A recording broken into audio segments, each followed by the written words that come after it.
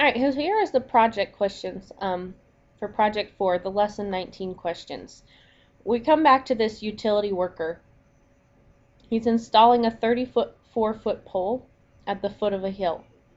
Okay, so again, I've changed my numbers a little from what they have, just so I can show you how to do it without just giving you the answer.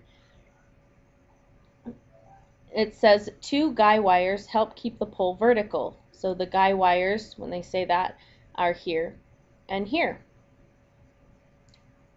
The hill makes a 32-degree angle with the horizontal ground.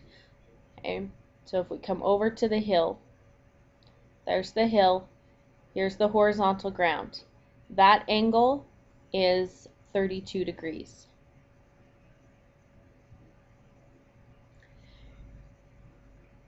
We're going to answer some questions about a pole. So it says, a bird sits at the top of the pole. So here's the pole, here's our bird. Sitting on top of that pole. I know, lovely picture, right? Okay, from its perspective, the angle of depression to point D on the hillside is how many degrees? Now, when we talk about the angle of depression, remember, if this is our bird, we need the horizontal line, okay, and the angle of depression would open down from there. So it would open down to angle D. So when we talk about that angle, we want to know what's the measure of this angle right here. Well, it's going to take us a few steps to get there.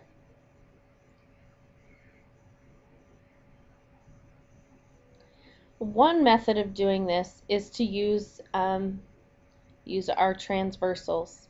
Okay. Another method is to go ahead and just go one step at a time and move up the pole. So one thing we could do is notice this angle is 32.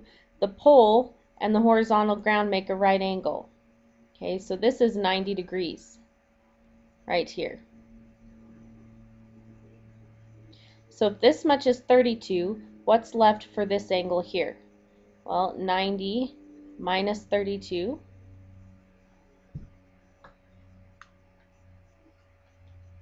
leaves me with 58 degrees. Okay, so what does that mean? That means this angle here is 58 degrees.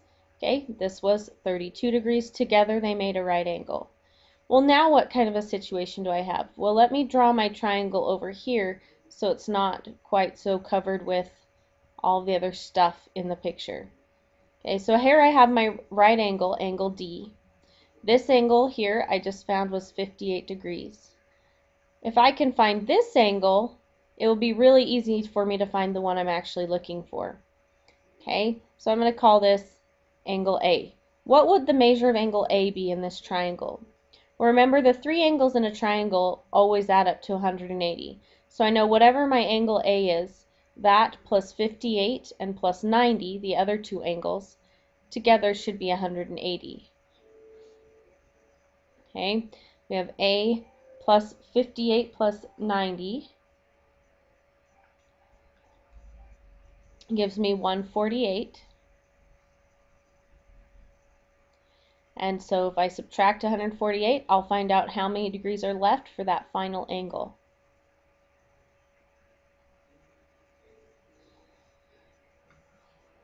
And it's 32.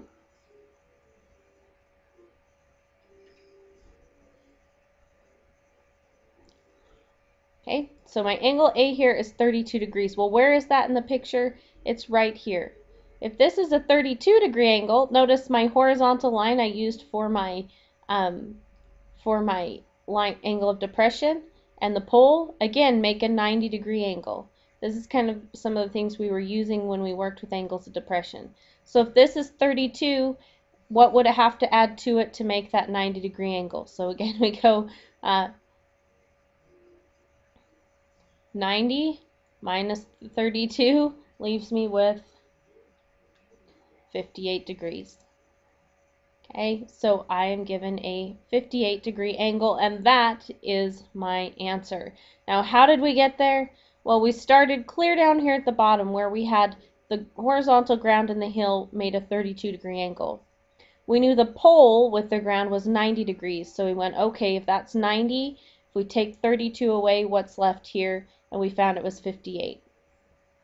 Then we had a triangle with a 58-degree angle, a 90-degree angle, and we used the fact that those add to be 180, the angles in a triangle, to find that this was 32 degrees. Now that we knew this was 32, we knew if we put it together with this to make that horizontal, together they had to be 90, so we took 90 minus 32 and got a 58-degree angle. Okay, so I know a little crazy. There are other methods to find this answer, but that is one of them. Question number 2. The measure of the angle formed by the pole and the guide wire that attaches it to the hill is how many degrees? Well, what angle are they talking about? Let's make sure we outline our angle. It's the angle between the pole and the guide wire attaching it to the hill. This is the angle we want to find. Well, we found that angle once already, right? Why start over again? And how did we find it? Well, we knew this was 32 degrees from the instructions. We knew together this angle and this angle formed a right angle, so that made this one 58. Okay, and then that brought us to having a triangle, a right triangle.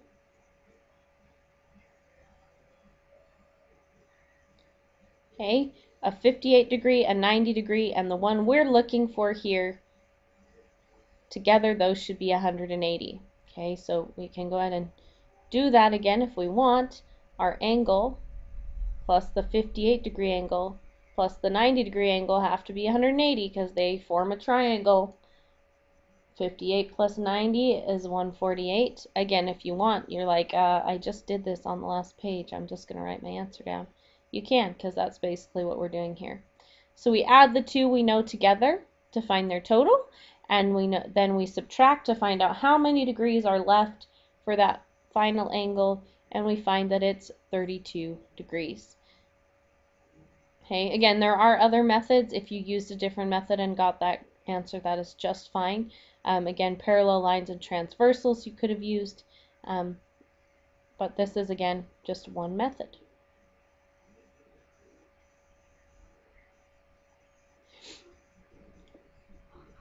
Question number 3.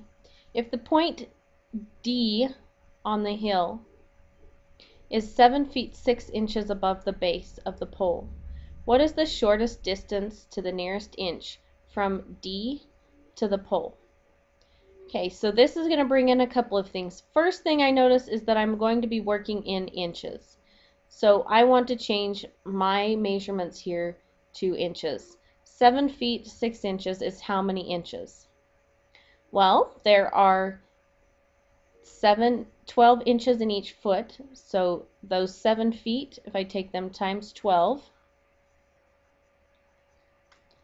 I get 84 inches, plus the 6 inches that we had to go with it is 90 inches.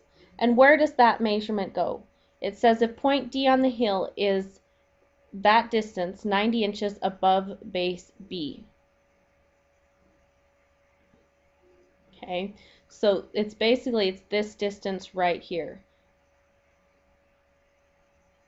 It's the distance from the base to that point on the hill, the vertical distance. So this is 90 right here. Okay, what is the shortest distance from D to the pole? Now we talked about the shortest distance from here to here is a right angle. Okay, the shortest distance is a perpendicular line. So this is 90. We now have a right triangle that looks like this. Again, we know this is 90 inches. We want this value right here, the distance from the pole to point D. Okay, that's what we're trying to find. All right, do we know the measure of any of the angles in that triangle? Why, yes, we do. Let's go back and take a look. Okay, remember they told us this was 32 and we used that to find out this angle here was 58. We're going to use that fact again. Okay, so this was a 58 degree angle because this was 32. So now here's a better picture of our triangle. We have 90 inches here, X inches here, and a 58 degree angle. We can use trigonometry to solve this. Okay, first we decide, do we need to use sine, cosine, or tangent? So for our 58-degree angle, we need to decide, okay, is x the opposite, adjacent, or hypotenuse for this 58-degree angle?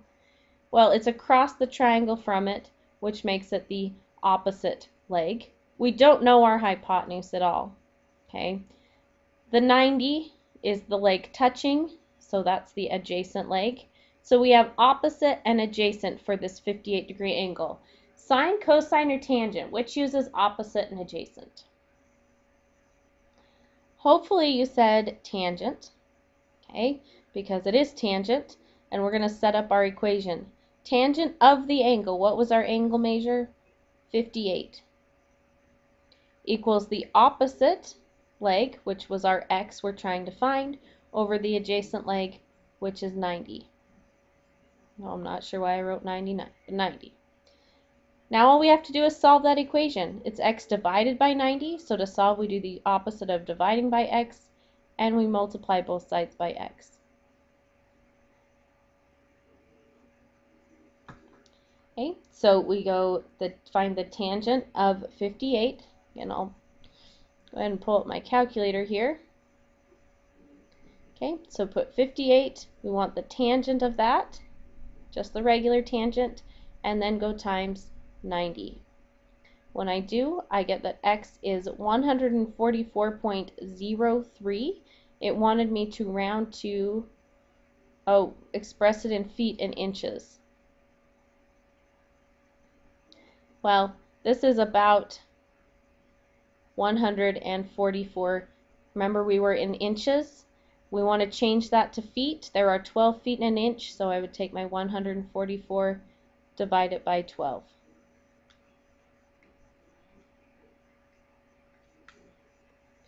And I get straight up 12 feet.